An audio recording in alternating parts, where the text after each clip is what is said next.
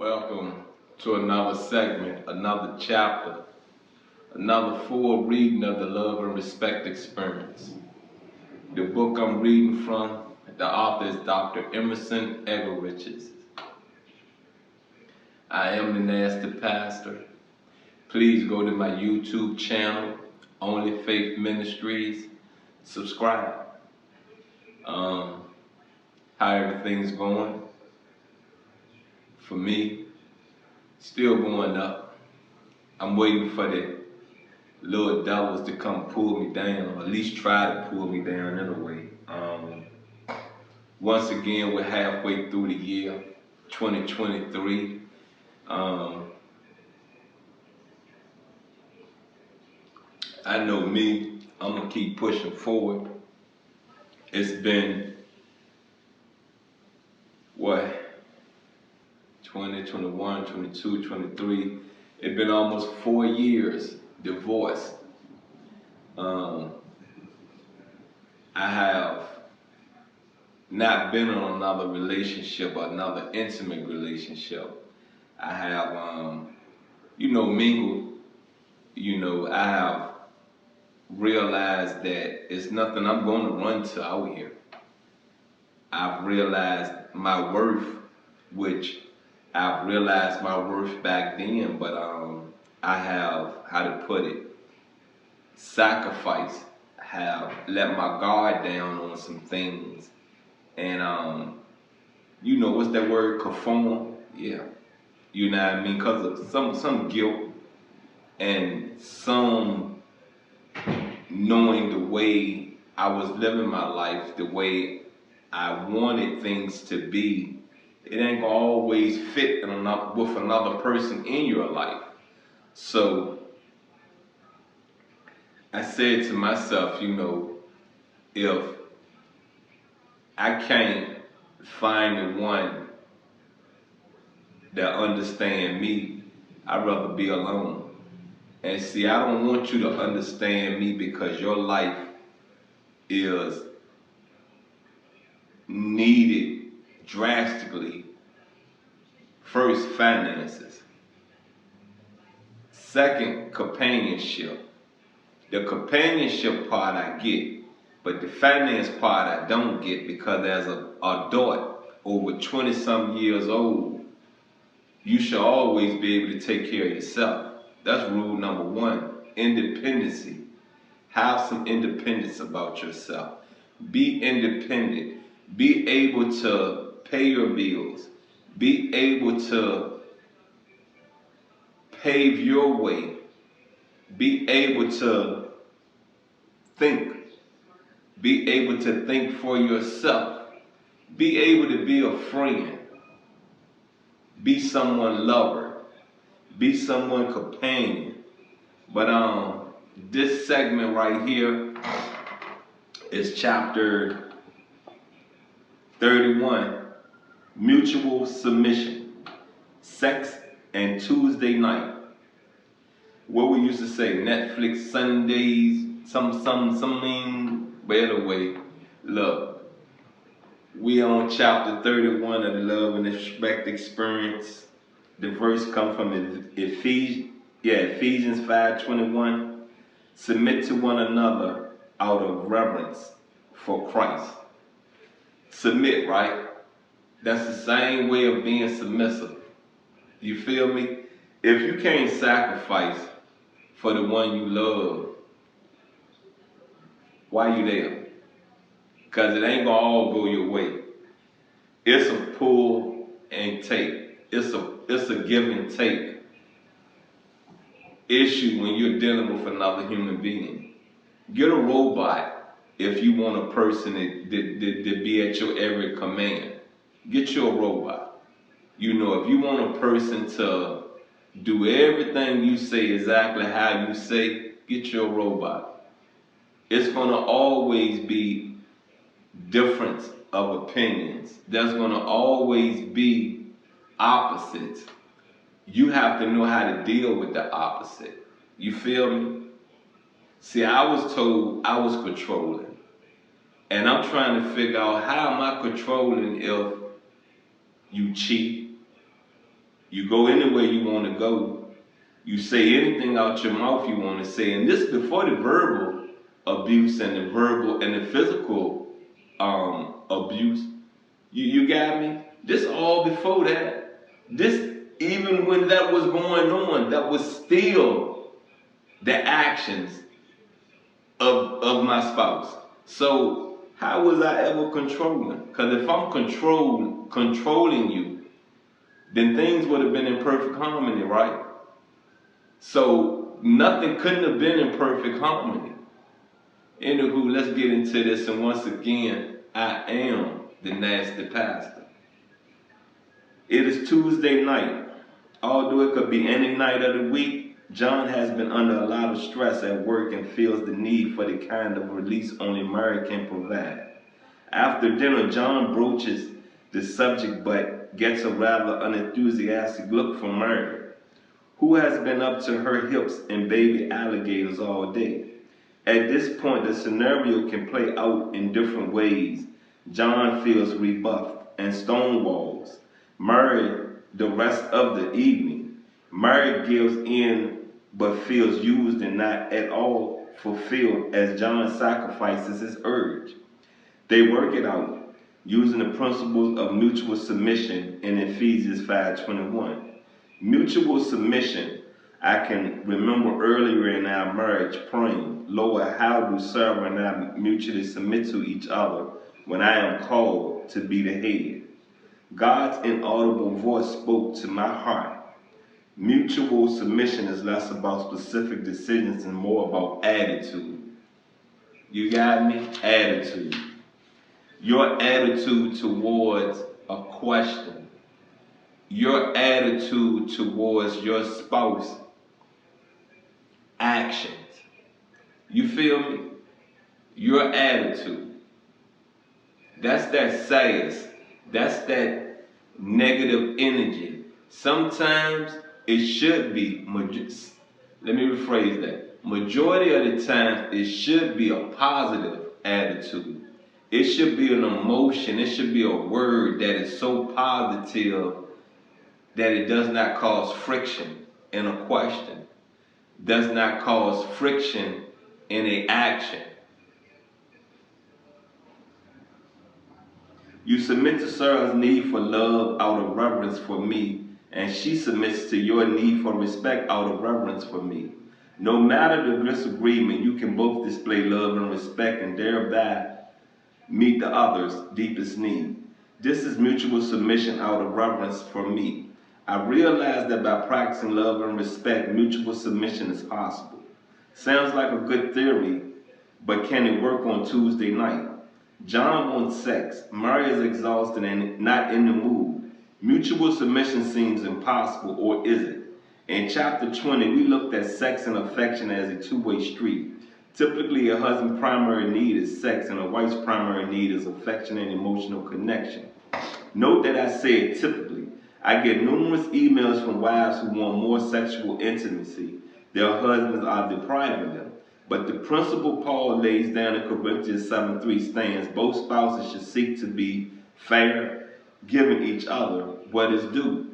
Now see, that was another, flag in our marriage. Sex was used as a tool. I'm a person that you ain't gonna control me with no sex. You're not gonna have me waiting on no sex. You're not gonna have me accepting sex as a gift for your wrong. Peep this.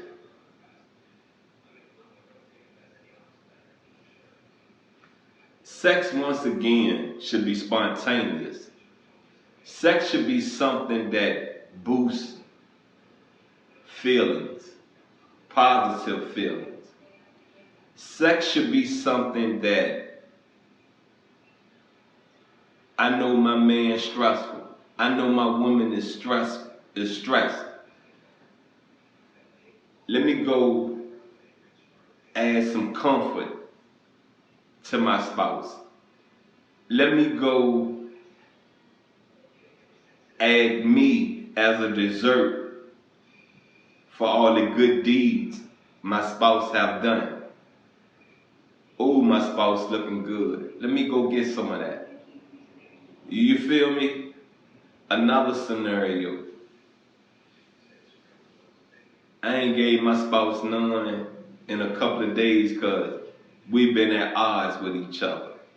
Let me go and break. Let me break the ice, tear down the wall barrier, and make my spouse feel good. Let me give my spouse something as a reward because right now I don't have no money to buy a present. Right now I don't feel just cooking his favorite or his or her favorite dinner and putting something special like a rose, like a homemade dessert together. Let me make me the dessert. Let me add that to the dinner. You feel me?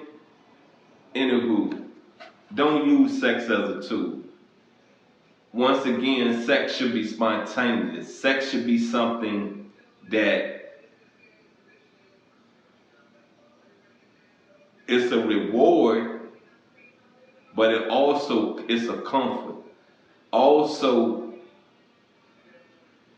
know it's needed in your relationship, in your marriage. And in 1 Corinthians 7:4, Paul spells out the connection between sex, affection, and mutual submission. The wife does not have authority over her own body, but the husband does. And likewise, also the husband does not have authority over his own body, but the wife does. Mutual authority leads to mutual submission. How will John can respond to Mary's no on Tuesday with understanding, if not disappointment, and she can suggest waiting until Wednesday, when she will be leaving the kids with grandma for the evening. The kids communicating, working it out. I liken it to riding a teeter-totter. Though the teeter-totter experience feels unfair to someone on any given night, over time, John and Mary can experience a sense of balance. As they walk the two-way street, sex for him, affection for her, they create equilibrium through mutual submission. Now peep this out. Did you hear the part when it said, let me take the kids to grandma's house Wednesday, but your spouse asks Tuesday? See, after you tell me no on Tuesday, I really ain't into it Wednesday. I'm not. I don't think you're going to get the same attention you would have got Tuesday giving in than when you were scheduling us to have sex on Wednesday. I don't know how I'm going to wake up Wednesday. I don't know how my day going to go leading to dropping the kids off at grandma's house and you coming back sexing me.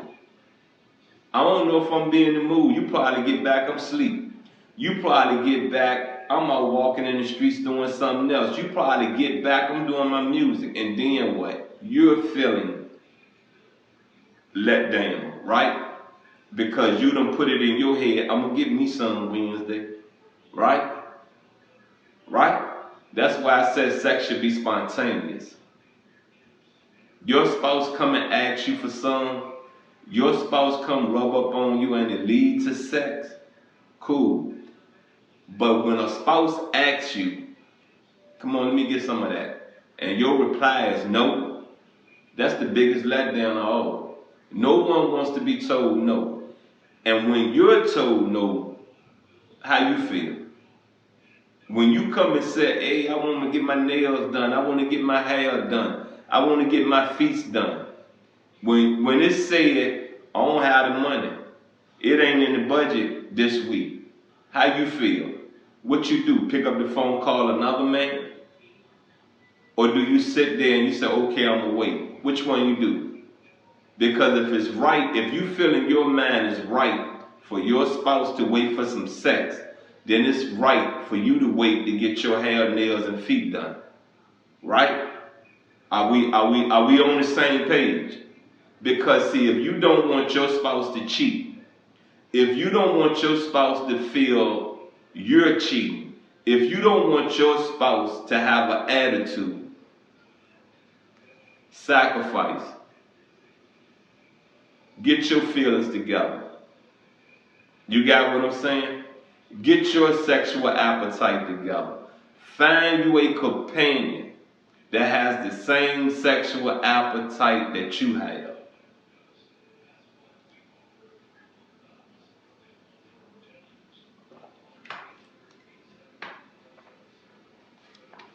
The good-willed couple can work this sex and affection issue out. Keeping some basic thoughts in mind. Always remember that pink and blue have different wiring, different preferences. Assume your spouse has goodwill towards you no matter what. Both of you can be right while being different. As you seek to mutually submit, avoid like the plague trying to punish each other as means of motivation. Christ followers instinctively know that this destroys any opportunity to act out of reverence for Christ. In all marital issues, love and reverence for Christ must be our primary motivation. Take the risk and admit your vulnerabilities to each other. If sex or affection is missing in a marriage, somebody is depriving somebody else. Paul knew the dangers in this and advised the Corinthians to stop depriving each other, except by mutual agreement, but to come back together so that Satan will not tempt you because of your lack of self-control. However, when expressing your own need and vulnerability, be sure to express your desire to understand and meet your spouse's need. And remember, you are friends, and friends always seek to mutually understand each other. The Lord is master in the master bedroom. He has given husband and wife mutual authority, and by implication, he calls for mutual submission. Work it out together wisely with love and respect. Well, that's the end of chapter 31. Just remember this, before you say I do, before you even get down on your knees and ask your soon-to-be spouse hand in marriage, and I'm speaking to man and woman. I'm speaking to men and women, because there are women out here that have asked their husband to marry them. Know that this is the right one. And remember, things change. Things can change overnight. Because see, today, you can be with a nympho. Tomorrow, that white liver has turned a different color. Peep this out. You with the nasty pastor. If I don't love you, don't nobody else love you. Please like, share, comment, and subscribe to my Only Faith Ministries YouTube channel. There's playlists. You can find the Only Faith Ministries full reading of Revelations. You definitely can go there and find the Love and Respect Experience. All the full readings, all of the clips. And once again, you're with the nasty pastor. Take care of yourself. Please continue to forward think. Please continue to work on your marriage. Please continue to work on you.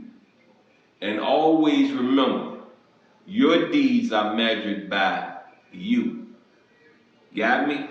You're judged by your deeds, not your spouse's deeds. So be the best spouse you can be. I'm out.